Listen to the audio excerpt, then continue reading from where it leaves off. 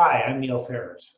Thanks for joining me. Today I'd like to talk about an archaeological site that is particularly important, intimately connected to the history of this place, the Museum of Ontario Archaeology.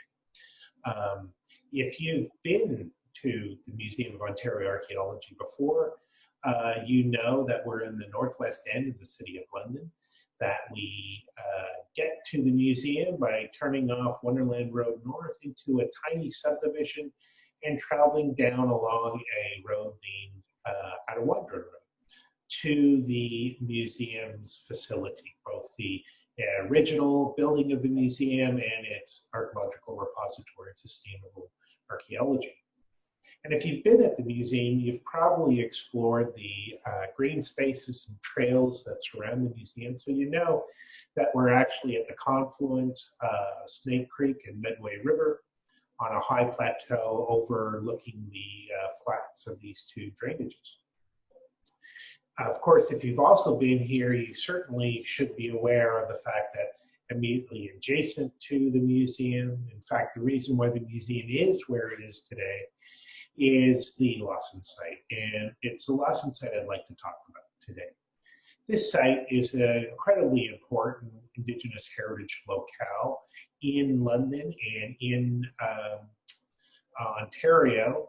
It encompasses much of the history of archaeology of Ontario over the last century and a half. Its significance has been recognized both by being designated under the Ontario Heritage Act and listed in the Federal Register of Historic Places. When you arrive at the museum, you probably know the Lawson Site best by going through a fence of poles, a palisade or stockade, into an open green space that has a reconstructed longhouse there. The Palisade itself actually represents where rows of palisade were uncovered and documented during archaeological excavations of that part of the site. The longhouse is there more for you to get a sense of and feel for a longhouse. It doesn't reflect a longhouse location that was found archaeologically, though several longhouses were found in that green space during past excavations. You'll also note that there's a large forested area at the edge of the green space itself.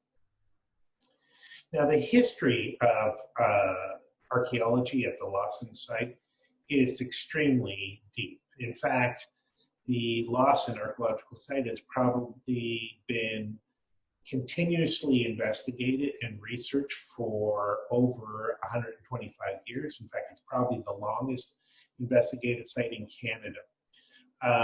It was probably first revealed in the 1880s, maybe even earlier, when a portion of the site was cleared and cultivated for farming.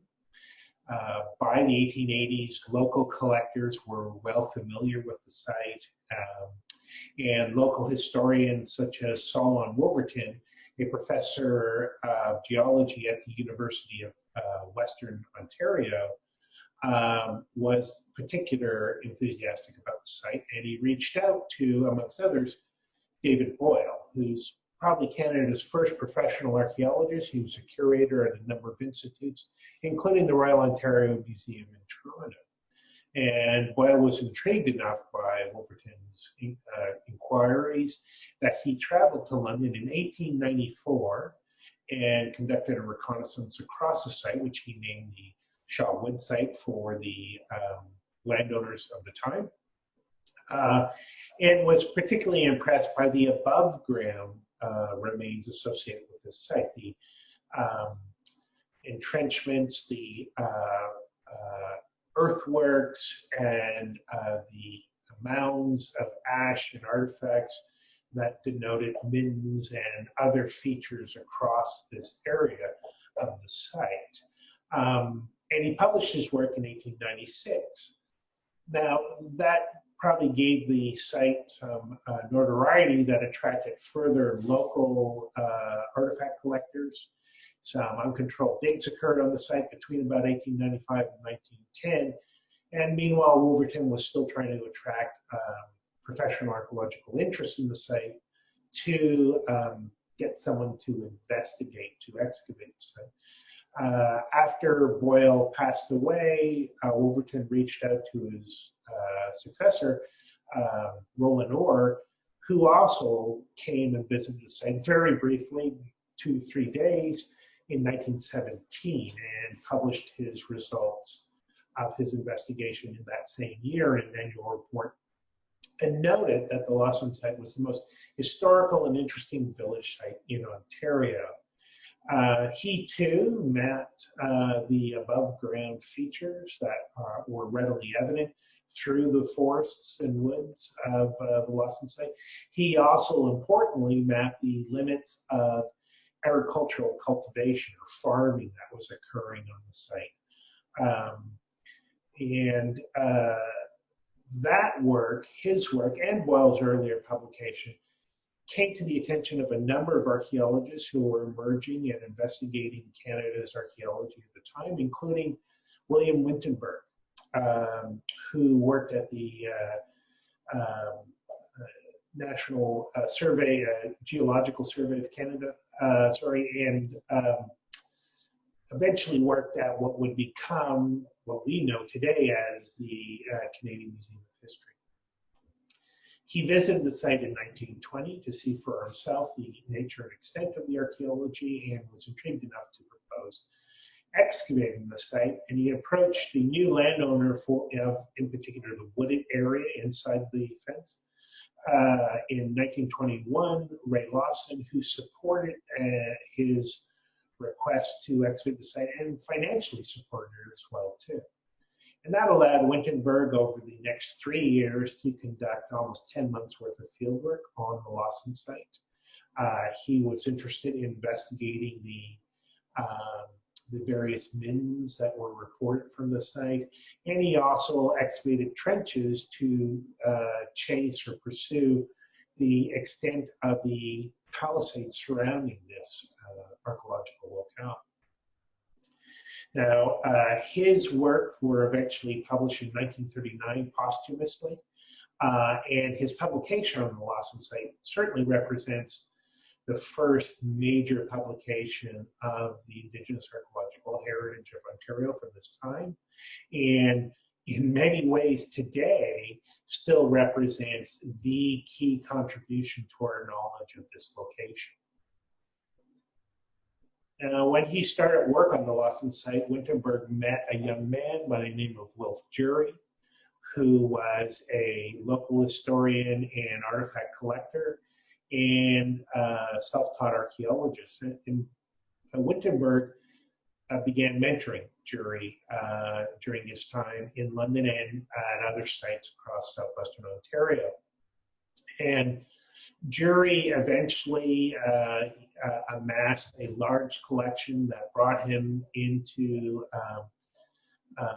relationship with the University of Western Ontario. He established a small museum there. He would exhibit artifacts from his collection at various county fairs, and probably ran some excavations on the Lawson site through the 1930s and 1950s, including probably a very early version of a field school for Western students on the Lawson site.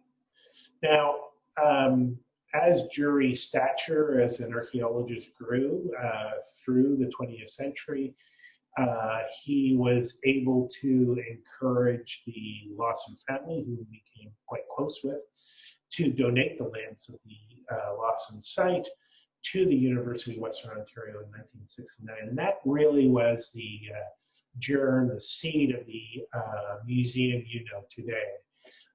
Afterwards, in the 1970s, he worked with a faculty member in the Department of Anthropology, Dr. William Finlayson, to promote and recruit and fundraise for the building and establishment of a museum at the location of the Lawson site that would feature both his collections and archaeological research in Ontario there. And eventually that proved successful, and construction started in 1980 on the museum, and the museum was opened in 1981. And key to that museum once it opened, and even beforehand when it was still at the Western University, core to the focus of programming at the museum was ongoing research and public excavations on the Lawson site itself. And that work continued from 1976 through 2011. It represented a wide range of field methodologies employed at the time, including what was a fairly novel methodology adopted by Dr. Finlayson on other archaeological sites, mechanical stripping of plow-disturbed site to expose large areas of settlement pattern for sites. But it also included extensive hand excavations of units. It also included reconstruction of some of the settlement structures that were being revealed by those excavations during that time. Dr. Finlayson led some of that field work, as well as Dr. Robert Pierce, and both those individuals were the first two executive directors of the museum after it opened in 1981, and actually Dr. Finlayson was executive director of the museum from 1976 onwards, I believe. In addition, Dr. David Smith, who's now at the University of Toronto, directed field work during this time as well. More recently, the museum has moved away from excavating previously unexcavated portions of the Lawson site and has moved towards a management plan that sees long-term preservation as our goal.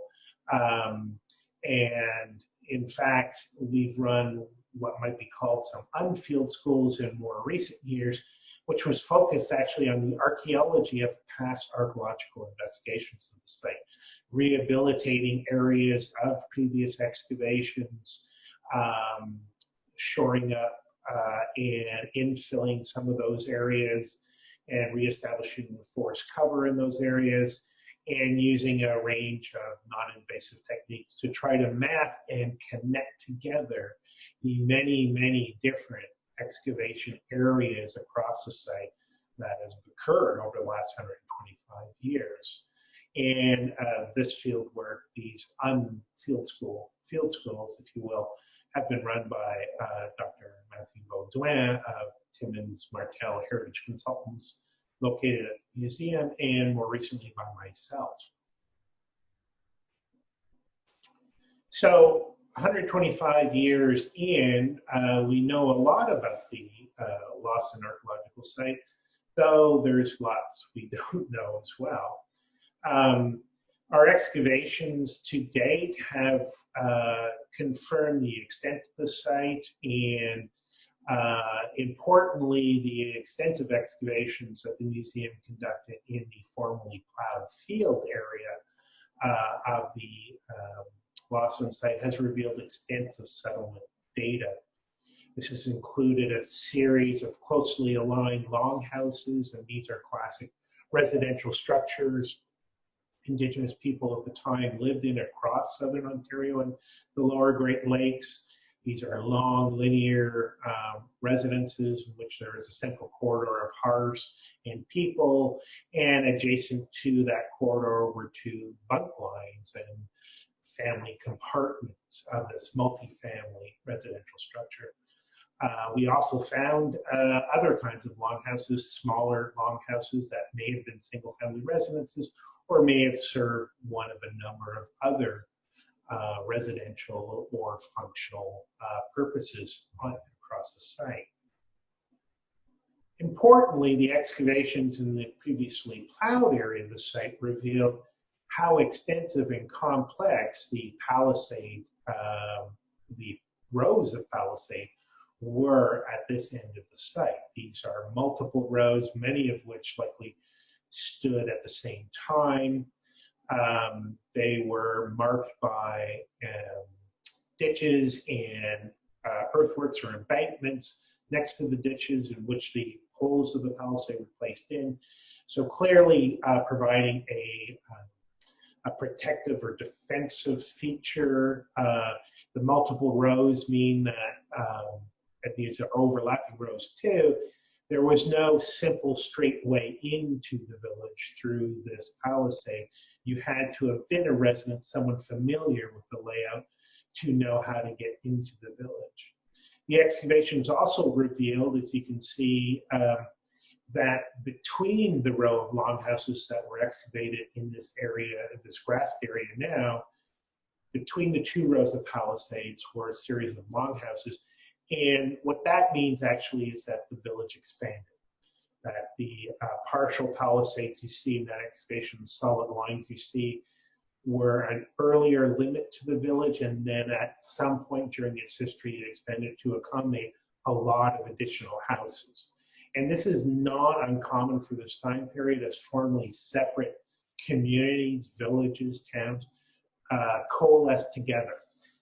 And probably this reflects a similar phenomenon at the Lawson site over its life as people joined the town from elsewhere. Now, there's a lot we don't know about the site. We don't know a lot about the archaeology inside the wooded area. These are only limited excavations and whatever Winterberg and other people have documented from inside those areas itself. We know that the site extends along the entire end of the plateau until it comes to a point above the confluence of the Midway River and Snake Creek. And we know there's likely a trail down or a path down from the plateau to the flats themselves. And this encompasses the extent of the archaeological site, which is about 2 hectares in size. And indeed, that point and that trail down to the waterway was likely the formal entrance to the village, or sorry, town itself during its period of use. And all those rows of palisade and that back end extension was the back of the village, closer to where the museum exists today. But it's important to realize that the residents of this town lived beyond the limits of those palisade walls. In fact, much of their day-to-day activities were likely occurring in the flats themselves. We know seasonally there are abundant medicinal plants available in this area. We know, for example, that there was a large stone that was documented on the flats on the Snake Creek side, and this stone had a number of grooves, smooth depressions and surfaces on it, and it was likely a grinding stone used to grind, presumably, corn into meal or flour. And of course, connecting with Midway River, the residents of the Lawson site had easy access from there down to the Thames River and from there throughout southwestern Ontario. So it's better to think of the town, the Lawson town itself, as the center of a landscape of the Lawson community that extended over a number of archaeological sites that have been documented by the museum over the years in the region. And some of these other locales aren't towns, they're not large sites, they're small 1 or 2 longhouse locales or even less. And they're likely various kinds of hunting camps or agricultural cabin sites where people are tending to fields in that area and are away from the town for part of the year, not all of the year. More broadly, the material culture from the Lawson site and from these surrounding locales reflects the archaeology of the time period, which is probably around 1500 AD. There's the styles of decoration and craft evident is clearly reflective of a large and sophisticated community, cosmopolitan community that is well aware of broader trends across the lower Great Lakes and beyond, and are engaging with them and are expressing style and craft that makes sense to those folks themselves. Indeed, there's significant archaeological material coming from the Lawson site that speak to continuous engagement of the people of the Lawson town with indigenous communities much further to the west, down to the St. Clair River, Detroit River, and beyond. We find, for example, many of the stone tools on the Lawson site are made of kettle point chert, which can only be sourced from Lake Huron up near Kettle Point and Grand Bend. So people were either traveling there or people were bringing that material to the town for trade or exchange. There's a significant style of pottery that's very unusual and very distinctive of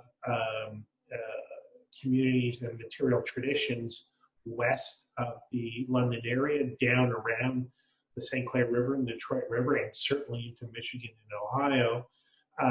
And this shows up in significant quantity on the Lawson site to suggest that people were not only aware of those ceramics, but were interested in expressing those ceramics locally.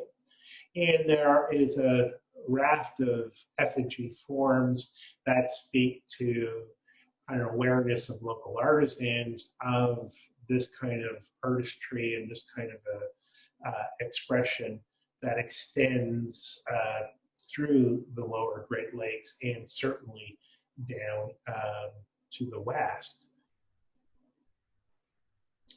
So the Lawson site, as best we know from the material record and from radiocarbon dating, dates to between 1500, 1550, and you can slap on a decade or two on either end of that time range.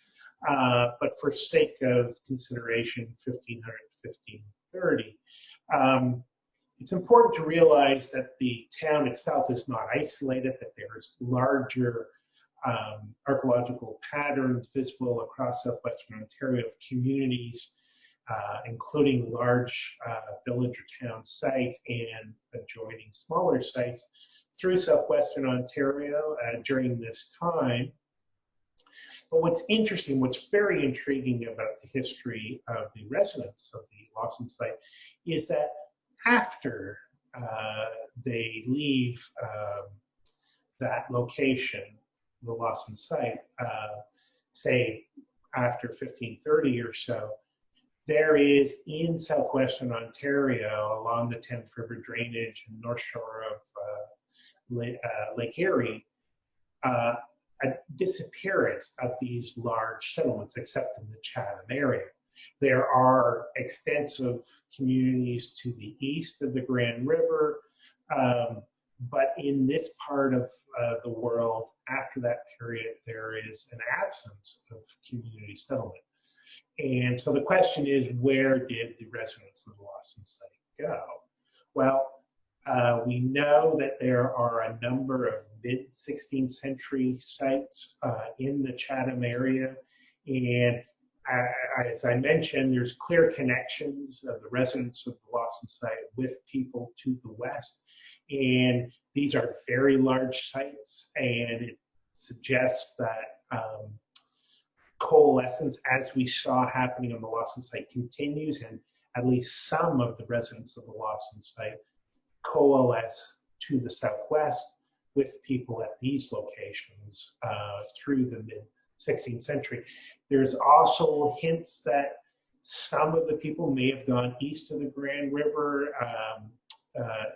to join up with extensive archaeological communities present in that area at that time, though there's less direct evidence that it happens immediately as the people from Lawson leave that town.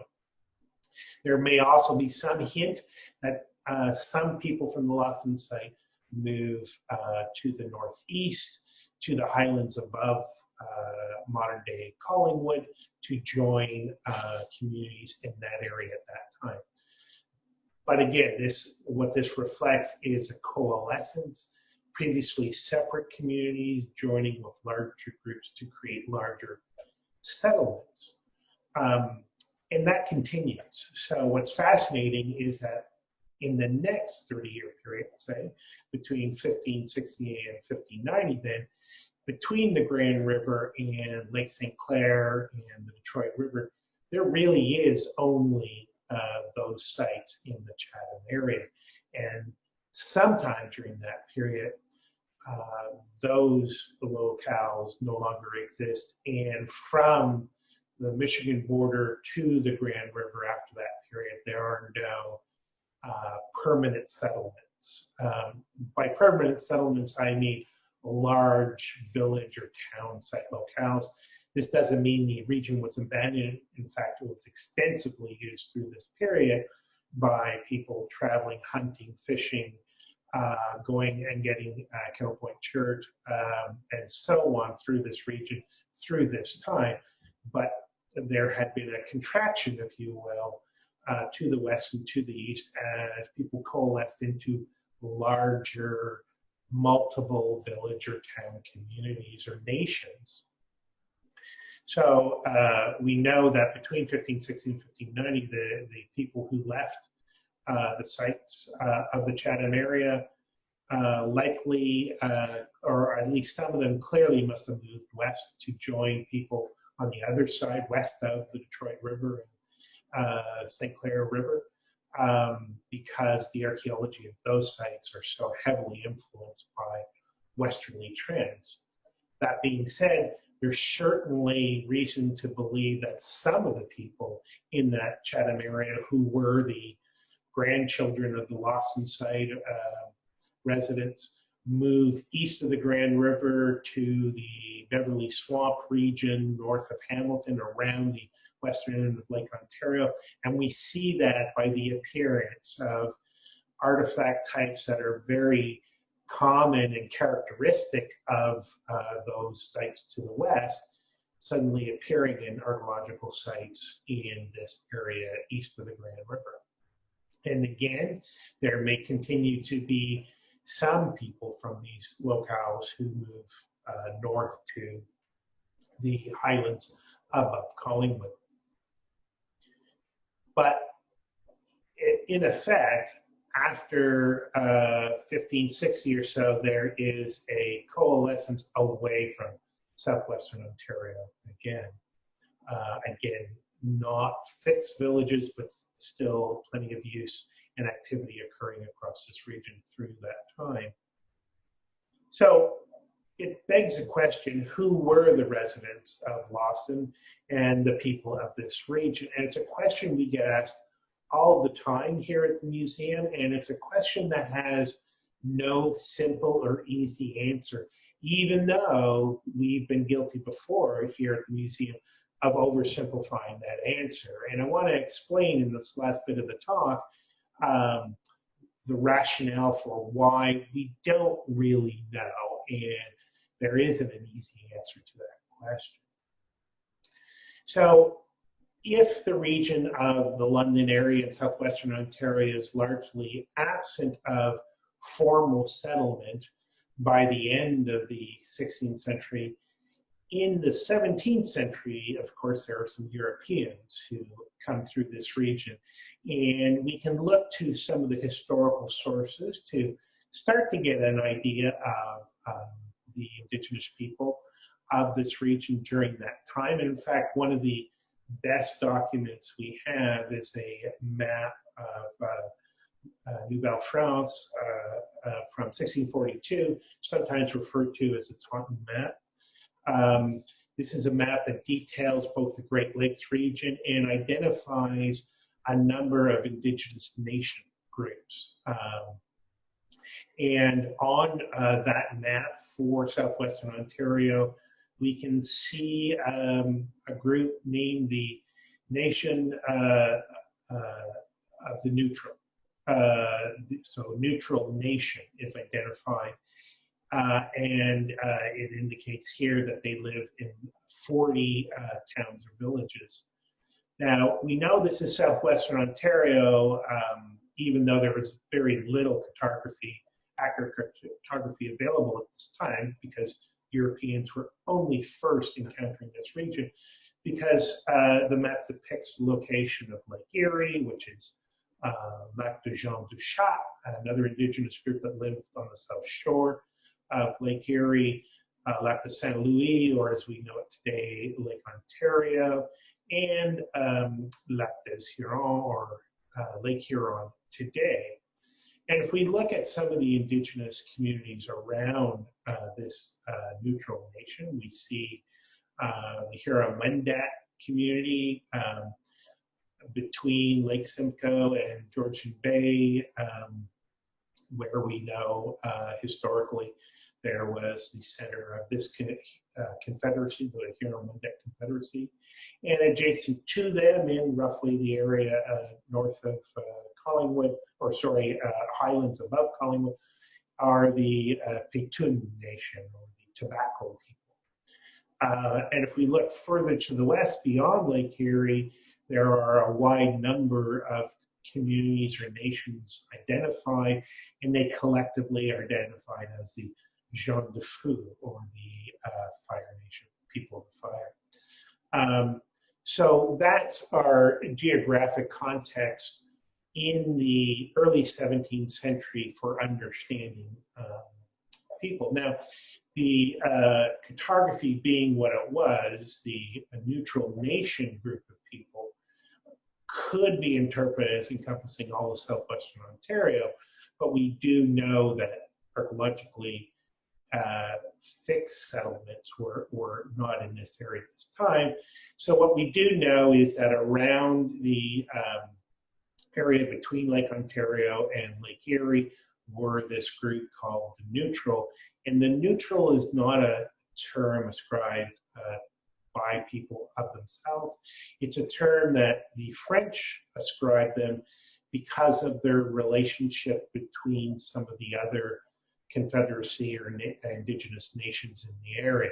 They were neutral or apolitical to the Wendat and some of the Haudenosaunee nations further to the southeast in New York State.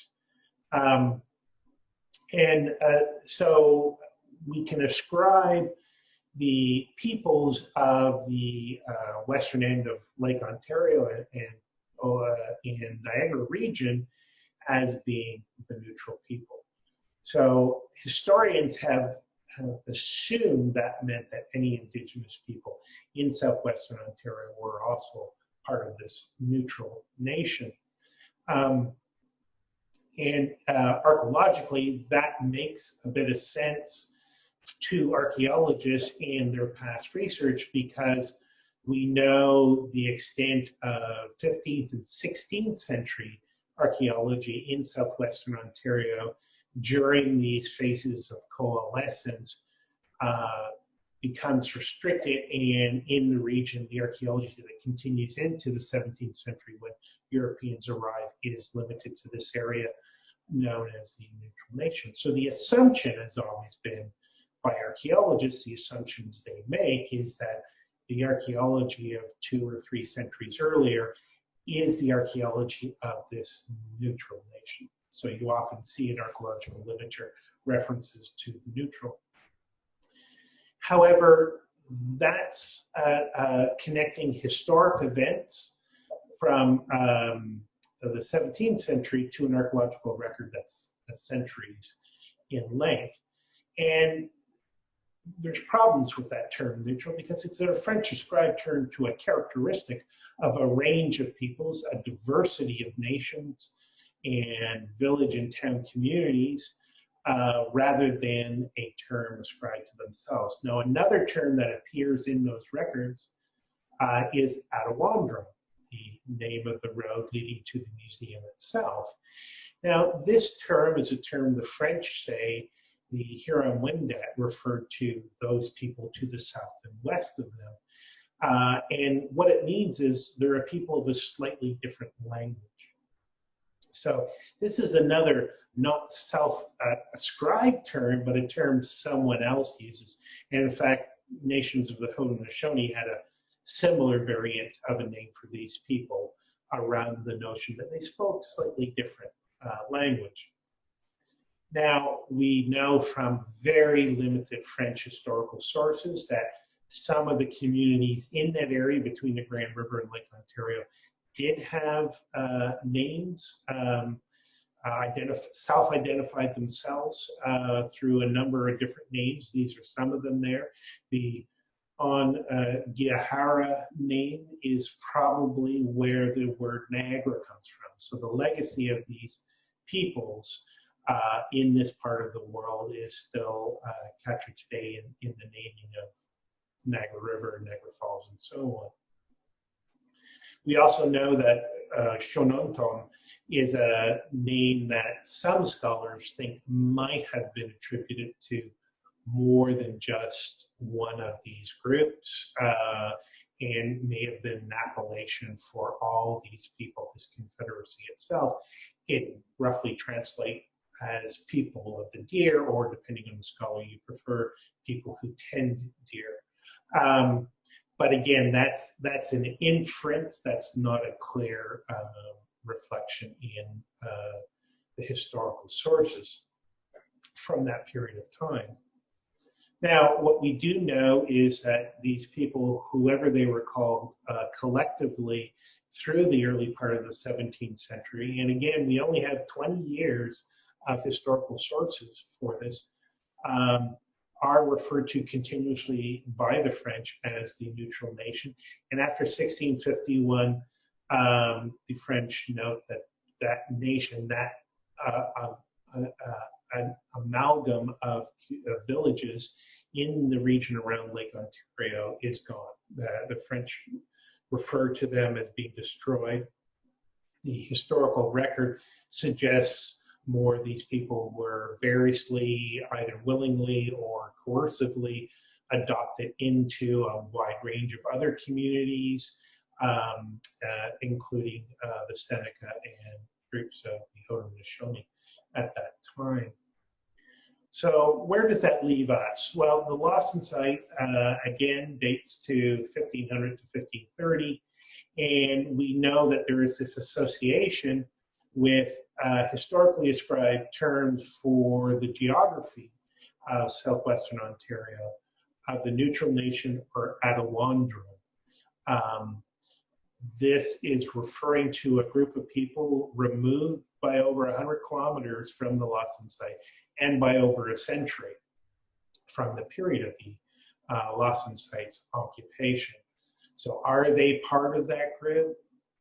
Maybe, but we don't know for sure. More importantly, if we think of the historically recorded Indigenous peoples on either side of the Lawson site, the Huron-Wendat, the Pictou, the Neutral, and the Jean de Fou, what we know is that knowing the history of Coalescence, the movement of people in the century beforehand in a number of different directions, probably suggests that the descendants of the people of the Lawson site can be traced amongst many groups. So those parts of the Lawson community that moved east, either after the Lawson site was left or subsequently from the Chatham area, came into communities and became a part of peoples who were known by others as the Neutral or Attawandaron, a confederacy or a series of nations. But we also know that there's archaeological evidence to suggest some of the residents of the Lawson site may have moved to the northeast. And if those people joined up with other communities in that area, then their descendants likely became associated with people that European observers in the 17th century referred to as the Pictou. And finally, we certainly know that a large number of the people who lived in the town of the Lawson site traveled west, ultimately joining up with those sites in the Chatham area, and certainly some portion of that community subsequently moved west of the Detroit and St. Clair River and likely joined up with various nations of the Jean de Fou itself. itself. So, and of course, after 1642, after this historic period where we're getting references to the indigenous nations of the lower Great Lakes, there is further coalescence, further redefinition of community as people joined other groups and revised their notions of who they are by those circumstances of their lived experiences in their generations. So when we think about what are the Lawson indigenous community and nation heritage legacies for today, given this rich history and archaeology, well, in fact, what we know is this archaeology, this history, this indigenous heritage here in London connects the past, this indigenous history, with the many indigenous peoples of the Great Lakes region and southwestern Ontario that we know of today. We get to know or connect that past through the knowing of the archaeology and history and heritage of this place, its people, and its many descendants, many differing and various descendants, rather than a singular group. And in fact, if we think about what the museum represents in its day-to-day, that's what we do here. We research, we reconstruct, we gather together, we celebrate the heritage that's represented at this location, at the end of Idawandrun Road, at the confluence of the Midway and Snake, and try to improve our understanding of this very complex and very rich and sophisticated community history that for a brief period of time in the early 16th century pivoted around the town we know today as the Lawson Site. So I hope you'll come out and explore the Lawson Site with a little bit of this history and archaeology in mind, and think about how this place, this local place, so important in its day, connects and continues to connect today across the Great Lakes, and certainly contributes to both the understanding of the indigenous history, heritage, and the archaeology of Ontario. Thanks very much for listening, and I'll talk to you again another day.